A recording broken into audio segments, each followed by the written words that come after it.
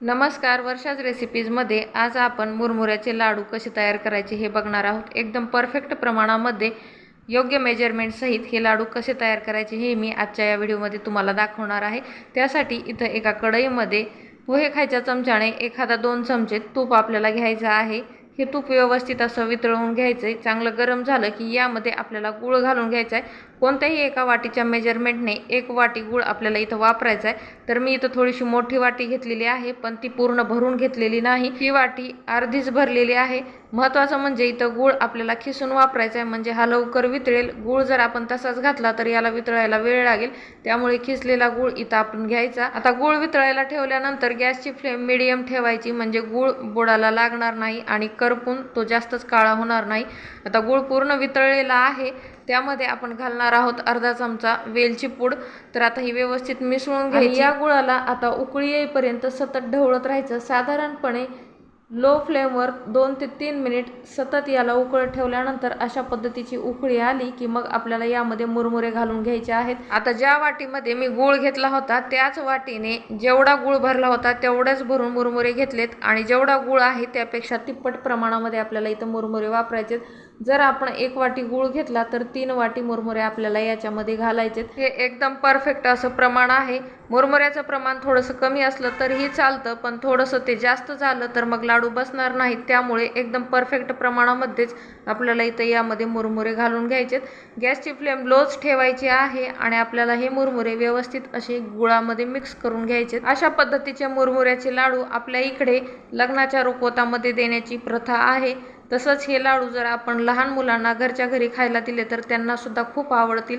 त्यामुळे हे लाडू करण्यासाठी योग्य असा काळ वेळ काही नाही, आपण हे कधीही करून कधीही खाऊ शकतो। हे मुरमुऱ्याचे लाडू तयार करत असताना फक्त आपल्याला एकच काळजी घ्यायची आहे, ती म्हणजे गुळाचा पाक तयार करत असताना तो जास्त कडक होऊ द्यायचा नाही। गुळाचा पाक जर जास्त कडक झाला तर त्यामध्ये मुरमुरे व्यवस्थित मिक्स होणार नाहीत आणि मग त्याचे लाडू सुद्धा आपल्याला व्यवस्थित बांधता येणार नाहीत, कारण ते मिश्रण लवकरच कडक होऊन बसल आणि मग आपल्याला हे लाडू अजिबात वळता येणार नाहीत, आणि जरी लाडू बसवले तरी नंतर ते खाताना प्रॉब्लेम होतील। त्यामुळे आपल्याला गुळाचा योग्य पद्धतीचाच पाक इथं आपल्याला करून घ्यायचं। आता हे गूळ आणि मुरमुऱ्याचं मिश्रण मस्तपैकी मिक्स झालेलं आहे। थोडं फास्टमध्येच आपल्याला हे मिसळून घ्यायचंय। तर आता हे व्यवस्थित मिसळलेलं आहे। आपण याचे लाडू वळून घेऊ। तर लाडू वळत असताना आपल्याला आपले हात हे पाण्यानं ओले करून घ्यायचेत। यामुळे आपल्या हाताला हे मुरमुऱ्याचं मिश्रण चिकटणार नाही आणि आपल्याला हाताला चटके सुद्धा बसणार नाही। आणि महत्त्वाचं म्हणजे हे मिश्रण पूर्णपणे एकत्रित झालं की आपल्याला अगोदर गॅस बंद करून घ्यायचा आहे आणि फास्टमध्ये हे लाडू बसवून घ्यायचेत।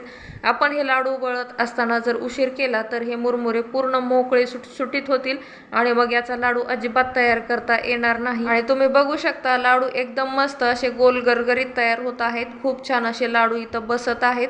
आता हे लाडू आपण 15 दिवसासाठी सुद्धा स्टोअर करून ठेवू शकतो। लाडू वळण झाल्यानंतर पूर्ण थंड होऊ द्यायचे आणि एका हवाबंद डब्यामध्ये हे ठेवून द्यायचे। हवाबंद डब्यामध्ये जर असे मुरमुऱ्याचे लाडू ठेवून दिले तर ते शेवटपर्यंत कुरकुरीत राहतात आणि खायला सुद्धा एकदम मस्त लागतात। यांची चव अजिबात बिघडत नाही। आता हे मुरमुऱ्याचे लाडू तयार करत असताना शेवटी थोडं काही मिश्रण उरलेलं असतं आणि मग त्याचे लाडू काही आपल्याला बसवता येत नाहीत, कारण ते पूर्ण थंड झालेलं असतं आणि कोरडं झालेलं असतं। तेव्हा आपण परत एकदा गॅस लावायचा, कमी गॅसवर याला थोडंसं वितळवून घ्यायचं आणि परत मग याचा लाडू तयार करून घ्यायचा। तर अशाच पद्धतीनं आता मी सर्व मुरमुऱ्याचे लाडू इथं तयार करून घेतलेले आहेत। तुम्ही बघू शकता एकदम मस्त असे लाडू इथं तयार झालेले आहेत। आता हे मस्त असे कुरकुरीत मुरमुऱ्याचे लाडू प्रवासामध्ये, लग्नाच्या रुखवतामध्ये लहान मुलांना खुश करण्यासाठी तसेच त्यांच्या छोट्या भुकेसाठी आपण करून ठेवले तर एकदम मस्त असा पर्याय आहे। तुम्हाला हा व्हिडिओ कसा वाटला हे कमेंट करून सांगायला अजिबात विसरू नका। तसेच आवडला तर लाईक आणि शेअर सुद्धा करा, आणि हो, चॅनलला सबस्क्राईब करायला तर अजिबात विसरू नका। पुन्हा भेटूयात अशाच एखाद्या साध्या, सोप्या, झटपट तयार होणाऱ्या नवीन रेसिपी सोबत। तोपर्यंत वर्षाज रेसिपीज या मराठी यूट्यूब चॅनलवरचे व्हिडिओज पाहत राहा आणि या रेसिपीज तुम्ही सुद्धा नक्की ट्राय करत राहा। Bye bye.